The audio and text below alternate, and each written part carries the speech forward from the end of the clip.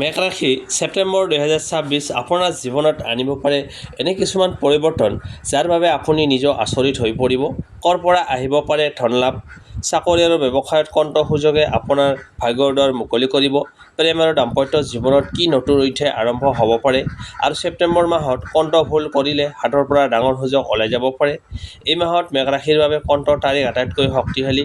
কোন দিনত আহিব পাৰে ডাঙৰ সুখবৰ আৰু ভাগ্য সলনি কৰাৰ এটা বিশেষ সংকেত কি জানিবলৈ ভিডিঅ'টো শেষলৈকে নিশ্চয় চাওক। ছেপ্টেম্বৰ 2026 মাহটো মেঘ ৰাশিৰ জাতক জাতিকাসকলৰ বাবে ধন সম্পত্তিৰ ক্ষেত্ৰত লাহে লাহে উন্নতি আৰু নতুন সুযোগৰ মাহ হ'ব পাৰে। মাহৰ আৰম্ভণিতে খৰচ কিছু বেছি অনুভৱ হ'ব পাৰে, বিশেষকৈ ঘৰ সংসাৰ, যাতায়াত বা প্ৰয়োজনীয় বস্তুৰ বাবে।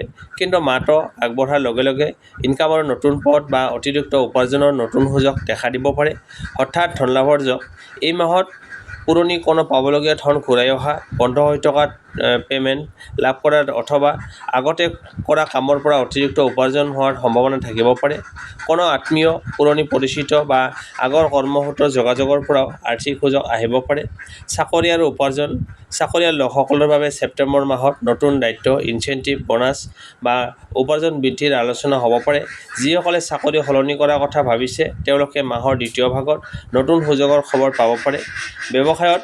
ব্যৱসায়ীসকলৰ বাবে নতুন গ্ৰাহক, নতুন অৰ্ডাৰ বা পুৰণি যোগাযোগৰ জৰিয়তে লাভৰ সুযোগ আহিব পাৰে।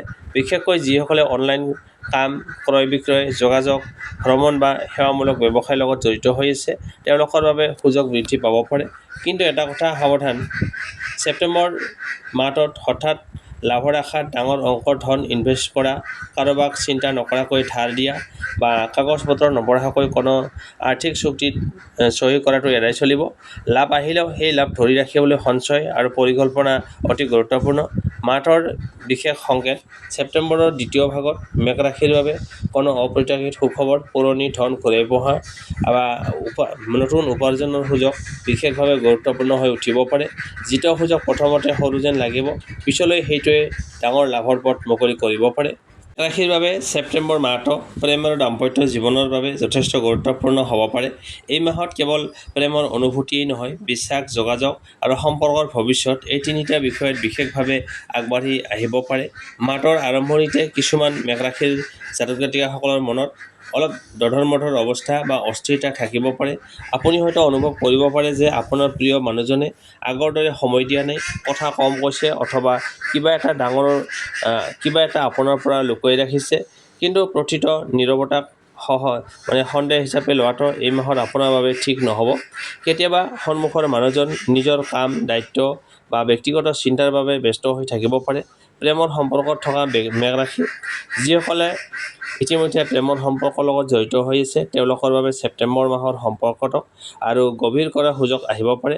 আপোনাৰ সঙ্গীৰ সৈতে আগতে হোৱা কোনো ভুল বুজাবুজি পুনৰ আলোচনা কৰি সমাধান কৰিব পাৰিব। বিশেষকৈ বহুদিন ধৰি মনত জমা হৈ থকা কথা এটা যদি শান্তভাৱে প্ৰকাশ কৰে তেন্তে সম্পৰ্কত নতুন উষ্ণতা আহিব পাৰে।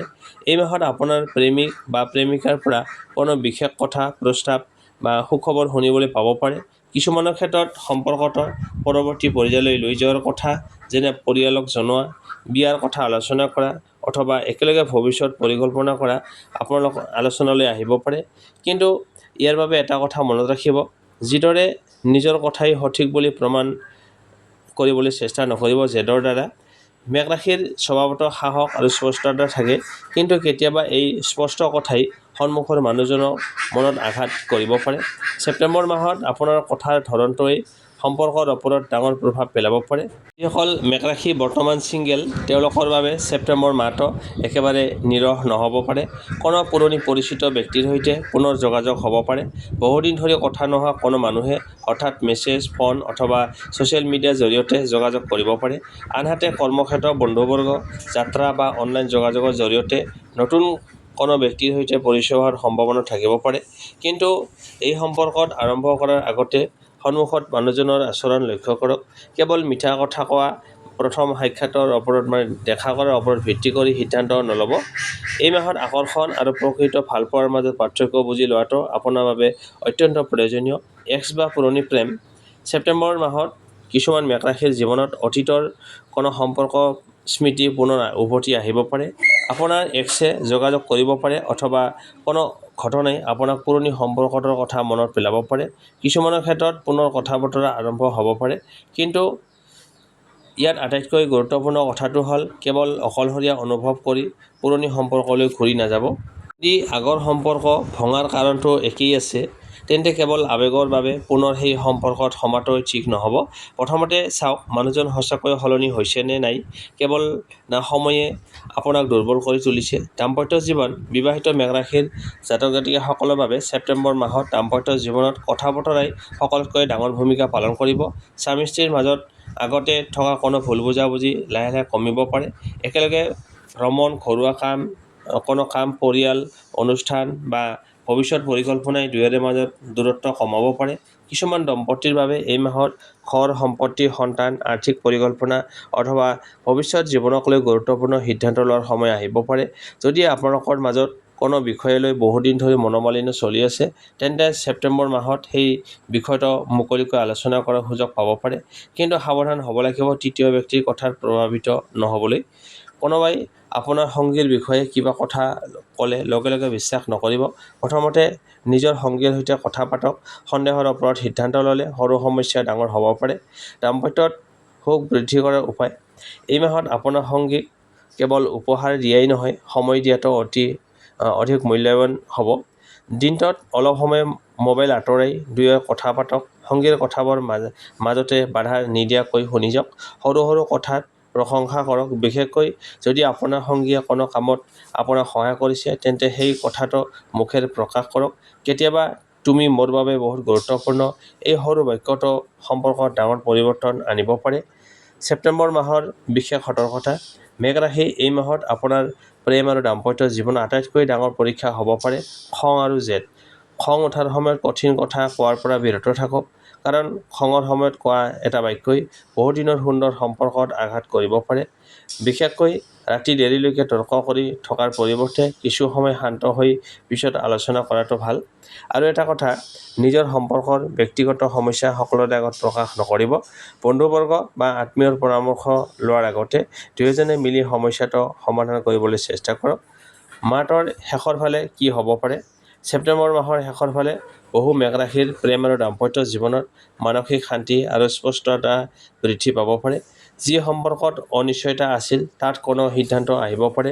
যি সম্পৰ্কত দূৰত্ব আছিল তাত পুনৰ ঘনিষ্ঠতা আহিব পাৰে। আৰু যিসকলে নতুন প্ৰেমৰ অপেক্ষাত আছে, তেওঁলোকৰ জীৱনত কোনো নতুন ব্যক্তিৰ উপস্থিতিয়ে মনত বিশেষ অনুভূতিৰ সৃষ্টি কৰিব পাৰে। মুঠতে ছেপ্টেম্বৰ 2026 মেষ ৰাশিৰ বাবে প্ৰেমৰ ক্ষেত্ৰত এটা কথা স্পষ্ট কৰি দিব পাৰে। যি সম্পৰ্কত সঁচা বিশ্বাস আছে, সেই সম্পৰ্ক অধিক শক্তিশালী হ'ব। আৰু যি সম্পৰ্কত কেৱল সন্দেহ, জেদ আৰু ভুল বুজাবুজিৰ ওপৰত থিয় হৈ আছে, তাৰ প্ৰকৃত ৰূপ ধৰা পৰিব পাৰে। সেয়েহে মেষ ৰাশি, এই মাহত প্ৰেমক পৰীক্ষা নকৰিব, প্ৰেমক বুজিবলৈ চেষ্টা কৰক। আপোনাৰ এটা মিঠা কথা, এটা সঠিক সিদ্ধান্ত আৰু অলপ ধৈৰ্যই ছেপ্টেম্বৰ মাহত আপোনাৰ প্ৰেম আৰু দাম্পত্য জীৱনত এক সুন্দৰ পৰিৱৰ্তনৰ সূচনা কৰিব পাৰে। তাৰপিছত আহিছোঁ আপোনাৰ স্বাস্থ্য। ছেপ্টেম্বৰ 2026ত মেষ ৰাশিৰ স্বাস্থ্য মূলতঃ বিষয় হ'ব শৰীৰক অতিৰিক্ত প্ৰেছাৰ নিদিয়া আৰু বিশ্ৰামৰ প্ৰতি গুৰুত্ব দিয়া। আপুনি ৰেষ্ট ল'ব লাগিব। মাহৰ আৰম্ভণিতে কামৰ প্ৰেছাৰ কম, ৰেষ্ট লোৱা বা অনিয়মীয়া দৈনন্দিন জীৱনৰ বাবে ভাগৰুৱা অনুভৱ হ'ব পাৰে। সেয়েহে সময়মতে আহাৰ গ্ৰহণ কৰা, পৰ্যাপ্ত পৰিমাণে পানী খোৱা আৰু নিয়মীয়া টোপনিৰ ওপৰত গুৰুত্ব দিয়ক। যিসকলে দিনটোৰ বেছিভাগ সময় বহি বা একে ভংগীত কাম কৰে, তেওঁলোকে মাজে মাজে উঠি অলপ খোজ কঢ়া বা পাতল ব্যায়াম কৰাৰ অভ্যাস কৰিব পাৰে। মাহৰ মাজভাগৰ পৰা মানসিকভাৱে কিছু সতেজ অনুভৱ কৰাৰ সম্ভাৱনা আছে। পুৰণি চিন্তা বা অস্থিৰতা কমি আহিলে কাম কাজতো মনোযোগ বৃদ্ধি পাব পাৰে। কিন্তু কোনো নিৰ্দিষ্ট স্বাস্থ্য সমস্যা, দীঘলীয়া বিষ, অস্বাভাৱিক লক্ষণ বা অসুস্থতা থাকিলে ৰাশিফলৰ ওপৰত নিৰ্ভৰ নকৰি চিকিৎসকৰ পৰামৰ্শ লোৱাটোৱে সঠিক হ'ব। তাৰপিছত হৈছে আপোনাৰ ভাগ্য ক্ষেত্ৰ। ছেপ্টেম্বৰ মাহত মেষ ৰাশিৰ ভাগ্য লাহে লাহে শক্তিশালী হোৱা দেখা যাব। বিশেষকৈ মাহৰ দ্বিতীয় ভাগত এনে কিছুমান সুযোগ আহিব পাৰে, যিবোৰ প্ৰথমতে সাধাৰণ যেন লাগিলেও পিছলৈকে গুৰুত্বপূৰ্ণ হৈ উঠিব পাৰে। টকা পইচাৰ ক্ষেত্ৰত পুৰণি পাবলগীয়া ধন, আগৰ কামৰ পৰা লাভ অথবা অতিৰিক্ত উপাৰ্জনৰ কোনো সুযোগ আহিব পাৰে। কৰ্মক্ষেত্ৰত আপোনাৰ দক্ষতা লক্ষ্য কৰি নতুন দায়িত্ব বা নতুন সুযোগ দিয়া হ'ব পাৰে। ব্যক্তিগত জীৱনত কোনো গুৰুত্বপূৰ্ণ কথা স্পষ্ট হৈ পৰিব পাৰে, যাৰ ফলত আপুনি আগলৈকে কোনটো পথ ল'ব লাগে সেই সিদ্ধান্ত সহজে ল'ব পাৰিব। ভাগ্যৰ বিশেষ সংকেত: এই মাহত হঠাৎ অহা ফোন, মেছেজ, নতুন পৰিচয় অথবা পুৰণি যোগাযোগক একেবাৰে উপেক্ষা নকৰিব। কোনো এটা যোগাযোগেই আপোনাৰ বাবে নতুন সুযোগৰ দুৱাৰ মুকলি কৰিব পাৰে। বিশেষকৈ ছেপ্টেম্বৰ মাহৰ দ্বিতীয় ভাগত সাহসেৰে আগবাঢ়ি যোৱা আৰু নিজৰ সিদ্ধান্তৰ ওপৰত বিশ্বাস ৰখাটো আপোনাৰ বাবে লাভজনক হ'ব পাৰে। কি কথাত সাৱধান হ'ব লাগিব?